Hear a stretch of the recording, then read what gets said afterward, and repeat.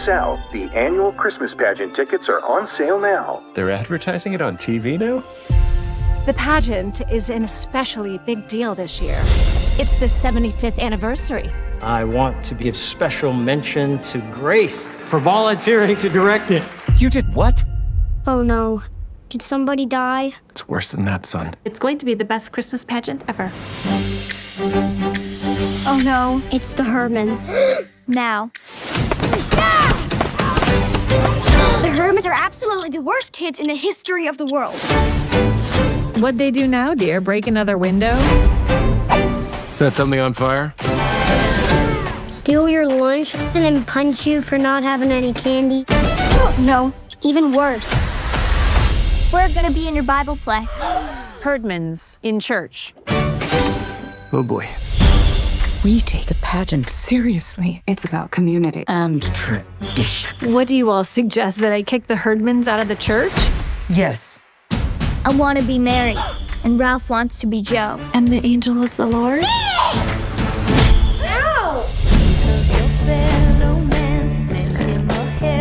The Herdmans shouldn't be here. They're a poor influence. You don't look like any Mary I've seen before. Don't touch him. I'm happy to take over the part at any time. I can't just kick him out. I thought you all might be interested in one of my stuffs. You never told me you visited the Herdmans. I got the biggest ham for you guys. Is your mom home? Not when the sun's up. What if the Herdmans ruin this for you? They probably will, but it's not about me. Jesus was born for the Herdmans as much as he was for us. We'll be missing the whole point of the story if we turn them away. Now that's a pageant I'd actually like to see. Mother Mary puffing on a cigar, shepherds clobbering each other with their hooks. $5 say they burned down the manger. Hey, everybody. Welcome back to the Covenant Eyes podcast. So good to be with you. Karen Potter here, and I've got Rob Stoddard. How are you, Rob? Hey, good, Karen. Doing good. Excited about this conversation for sure. Me too. You know, the funny thing is we're talking about a new film coming out that is amazing. And I say that because like 6 years ago, I actually got to do this play in my local community theater, and I got to play Grace. So I'm super excited. I cannot believe Dallas Jenkins and Andy pulled this together. So go ahead and introduce our guest today, and let's talk more about this amazing film coming absolutely. out. Absolutely. Our guest today is Andy Erwin. Andy is the co-founder and chief creative officer and a filmmaker with Kingdom Story Company, maker of the film. So, Andy, tell us a little bit about yourself and how you got started with this movie. Yeah, Rob and Karen, I appreciate you. And I'm actually still stuck on the fact that you played Grace. I'm geeking out about that. It's so cool. Small world. It is. So Judy Greer filled in your shoes admirably, but I can't wait to see the footage of you in the play. Yeah.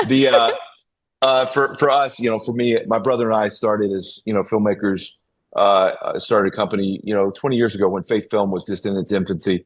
And so we, ended up directing features and some of the movies that we've done that you may know are like, I Can Only Imagine.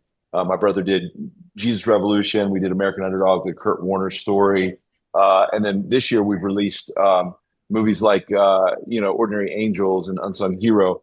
And now Best Christmas Pageant Ever. So Kingdom Story Company is just a place where we want to facilitate stories of faith, to a broad audience, but that absolutely show what we believe in action.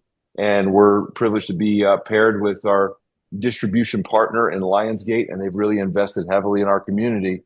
And so they're letting us do big movies. And so it's exciting. Yeah. It is awesome. And so for those listeners out there that have not had the privilege of either reading the book or, experiencing this in some other way, talk to us a little bit about what is the Best Christmas Pageant Ever all about? I was going to let you give your monologue and go ahead and act out the movie for us. Oh my gosh, I would love to. But, the Best Christmas Pageant Ever, it's a classic book. It was originally written in 1967 as a short story for McCall's magazine. And then it eventually was, it lengthened out and made into a novel and became a bestseller that has been a Christmas classic for 50 years. And so 1972, I think, is when it was first printed. The story is about this pageant, a Christmas pageant in this town of Emmanuel, a fictional town that has done the same thing with their Christmas pageant for 75 years. They've done it for so long that, the pageant has become what they treat as sacred, and they've forgotten the meaning of the story. And so there's these bad kids in town called the Herdmans, and the Herdmans are kind of these feral children from the wrong side of the tracks that, kind of self-raised, kind of, just, always up to no good. They steal, they smoke, they curse, they're the bad kids. But they find out about this pageant, they find out there's free food, and they decide to take it over. And so they volunteer to be all the parts of Mary and Joseph and the wise men and the angel.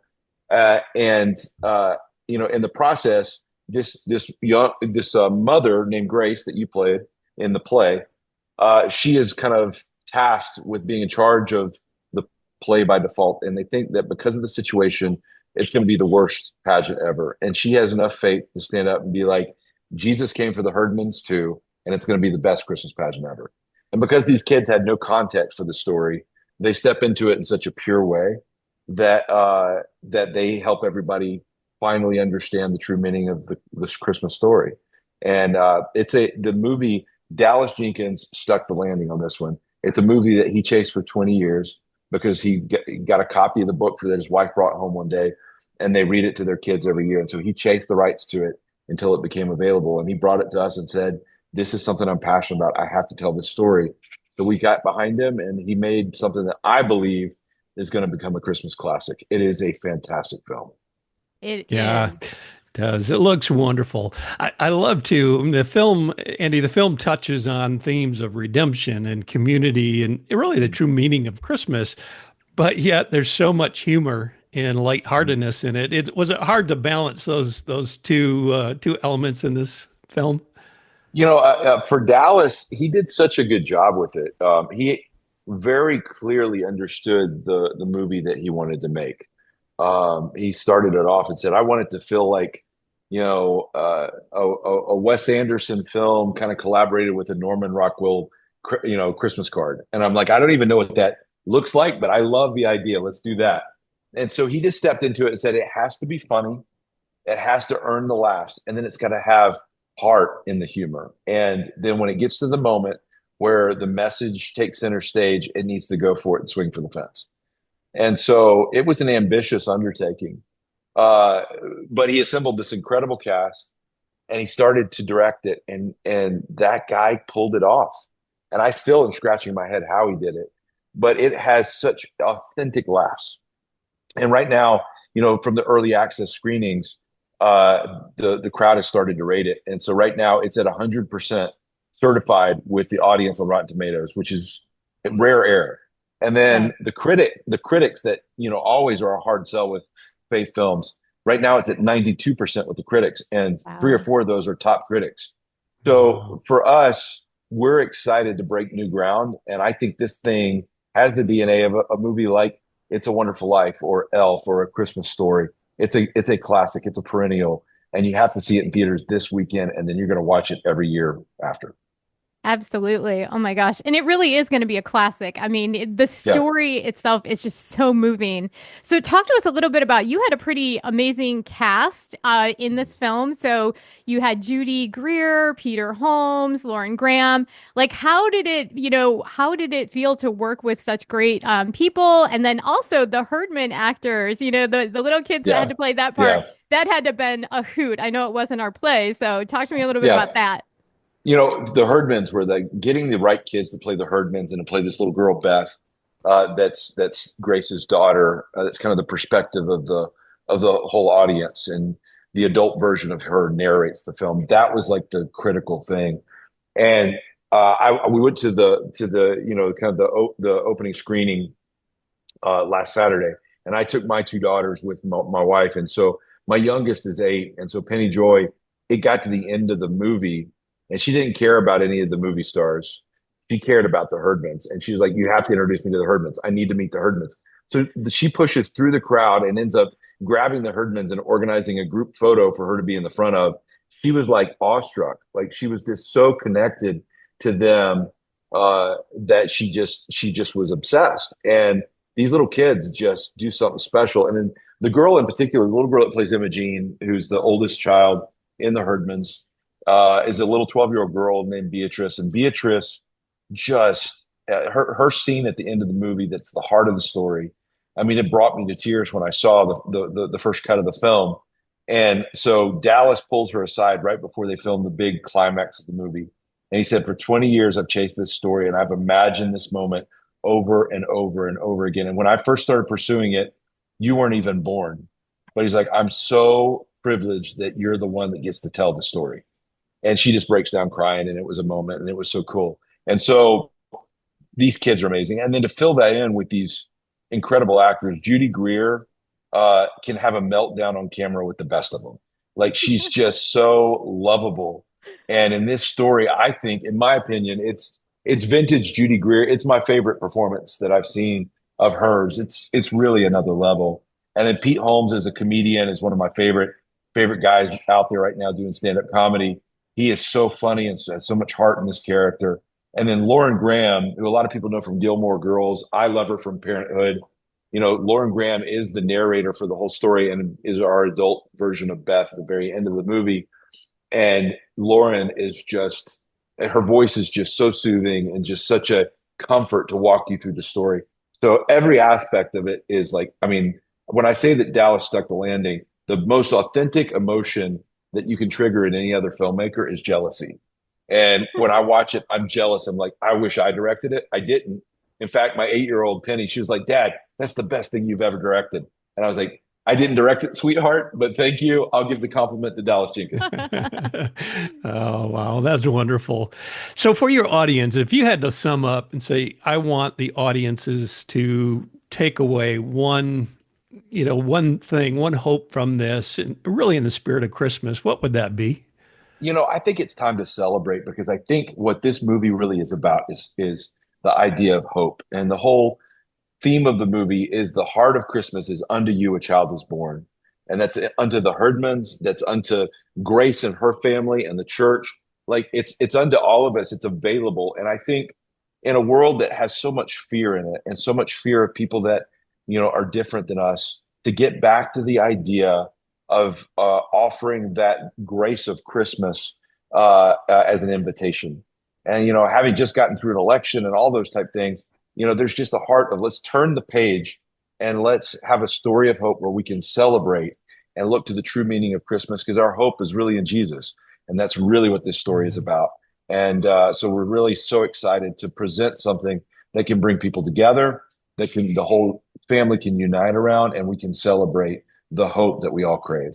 Yeah. So good. Excellent. Well, and we love that. We love sharing this with our audience, because our audience is obviously very attuned to good, wholesome content for the family. They want to be careful about where they invest their dollars and their time.